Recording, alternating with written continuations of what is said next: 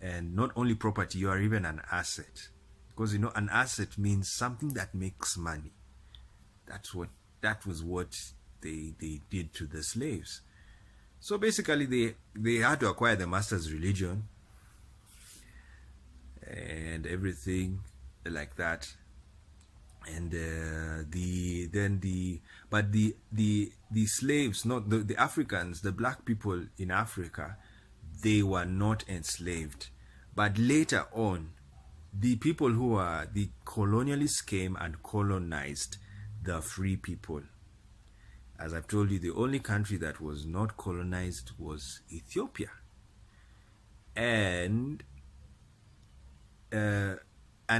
by the way, colonization doesn't mean they came and it was peaceful. No, in some kingdoms, they had to fight the white man from colonizing them. In Tanzania, you have the Maji rebellions. You go to South Africa, Shaka Zulu. He fought the Boers, he fought the British. Yeah, but there were other kingdoms, they collaborated with them because they did their calculation and so, no, these guys, we can actually gain with them. So let's be friends. So basically, that is what has shaped African politics, African life, black people life in Africa especially, because there was diverse relationship with the colonialists. Some black kingdoms were friends with the colonialists and others were not. So it is normal because everybody was free to do what to do. Until today, that's how Africa is. Then you go to, but in the slave continents, especially the Americas, all of them were enslaved. There was no freedom. There was no kingdom, where they reigned. Only that part of America became free, and that's where the slaves used to run away, the North. And so they used to run there so that they can be free people and live their lives freely and go to school and get a job. But the ones living in the South, that led to the Civil War in the 1860s, they were slaves. They were not allowed to run away. And surprisingly, that's where the Bible was king. Anyway, it's understandable. Religion has that system of slavery. It's there. It's in the Bible.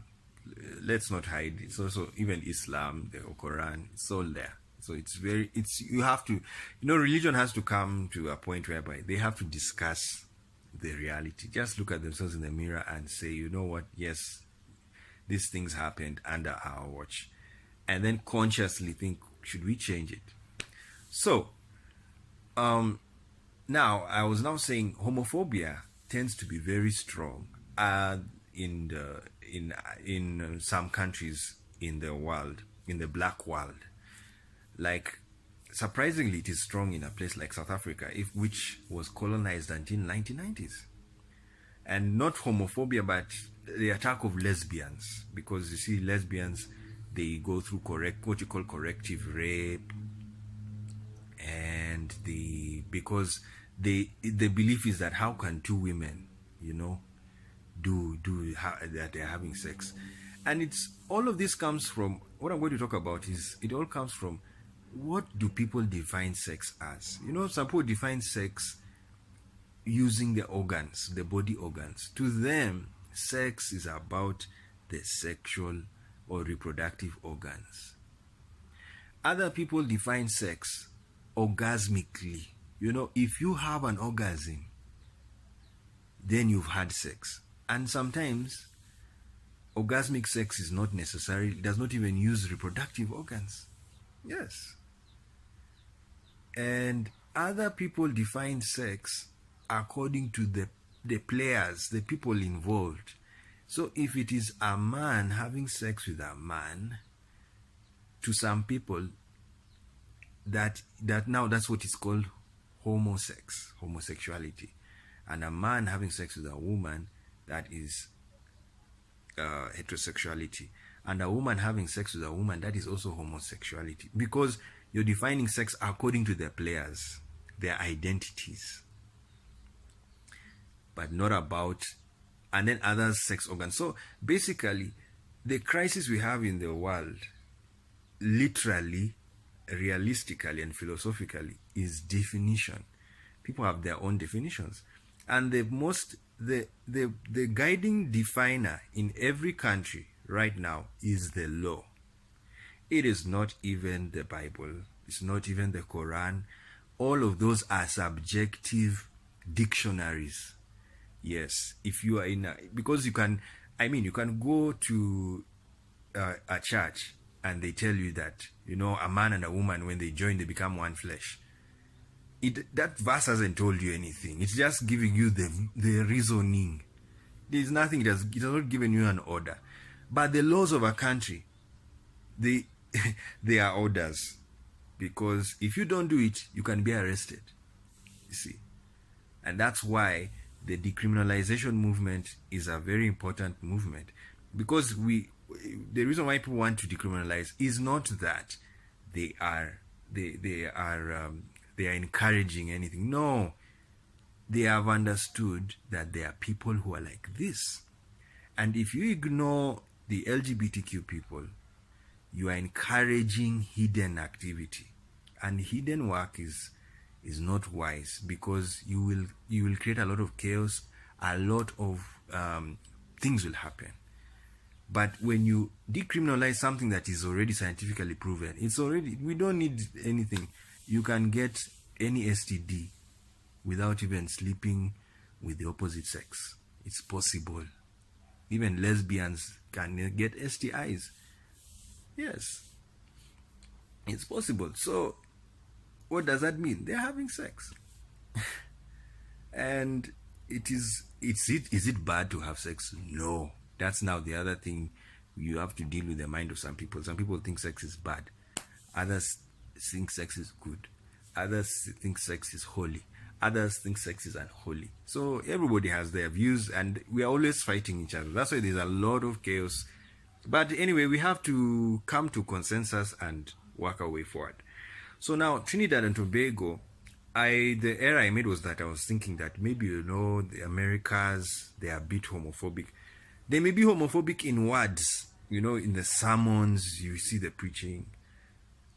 But actually, in the African context, because Africa has stayed in their cultures, which are still, they are very ancient and very old and very simple to follow. Actually, homophobia is very pronounced there. That's why you see what happened to the Ugandan LGBTQ people. Some of them could not stay in Uganda because of the culture. People are not only cultural, they are also very religious, and they're in a religion that is very antagonistic to gay people, because they have accepted what's happened. The American evangelists who used to visit, and they still visit, of course, Uganda and Africa. They brought that notion that those people, homosexuals, don't like them, they are bad, you must deal with them. And that was not how it's supposed to be done. And because especially you don't do that to people who are very religious. That's why I was very happy with what Jamaica did. They banned a pastor from America going there to preach. He was known to be homophobic. You see, that's the beauty of the world we're living in. We are so connected that now you can't go and do your things freely. You're a homophobe and you just travel and you want to go and spew hate. No, they told him you're not coming in. Yes. Because we know what you're coming to people who are very religious, and they take your word seriously as if it's from God. So if you come and you spew hate to somebody who really loves God, you have just messed their brain, because now they will look for those people. Yes. And also Britain did well. There was a Ugandan musician who was spewing hate, and musicians are also people of power. They have influence. So he was spewing hate, and then he wants to go and perform in UK to the Ugandans. Then they said, sorry, no, until you apologize. Why? Because you will come there and you sing the songs that are spewing hate, people take them. They take songs seriously. And then when they see those people, they just automatically spew the hate. So that is what happened to many people, homophobes, they are controlled. Their movement is controlled because hate is also criminal. And that is what has happened. And that's why it's wise for you, if you are a person of power, especially in a position of power, whether you're religious, because religious leaders are also powerful people, politicians are also powerful people, and all of these musicians, anywhere where you have influence, you have to be composed and told, you know what, these people exist. The science is there. Don't argue with science. It's factual. Yes, you argue with religion. That one, I mean, I can just call Jesus, please appear right now. I've called him. Has he come? Mohammed, where are you? Buddha, please appear right now in the room. Come, Buddha. I've called you. He hasn't appeared. So that's enough room for me to argue that these guys don't exist. So those ones we can argue with you forever. But the facts that homosexuals and lesbians exist, that one. And transgenders, yes, we also have to remember transgenders, that they exist. And it's factual. The science is there. Genetics is there. People, as I've told you, even diseases are enough evidence that it happens. Yes. If you don't know, AIDS was not AIDS. It was greed. It was gay-related infectious disease. I think, or immune, I can't remember the ID. I've forgotten the ID part. But it was gay-related. That was the name. It was called greed. It was not called AIDS. It was called greed. And it was the G is gay. So, don't come and say things that that you're saying, oh, these things, there is no proof. There is proof. That was the story of AIDS. And so, all of these things, what I was just trying to say is that science is there to back up LGBTQ people. So, if you are in a position of power, you listen to the scientists. This is what I said on my Twitter handle. I told President Trump, yes, I write, thank you, Twitter. We are so happy that we can write to powerful people. You can tweet to them. I told him, you should stick with scientists. I know he was prayed for by pastors and all. It's okay. This was, let them bless you. They want to bless you, fine. But you need to also tell those pastors, there's someone called a scientist. We need to listen to them. And that's what he had. He can do it now. Trump should not be someone like, I'm fixed, I can't change because I was prayed for. No, you can go and listen to a scientist and tell your pastors, tell Paula White, excuse me, I need to go and see Bill Nye. He has something to tell me. Or Bill Gates. Yes.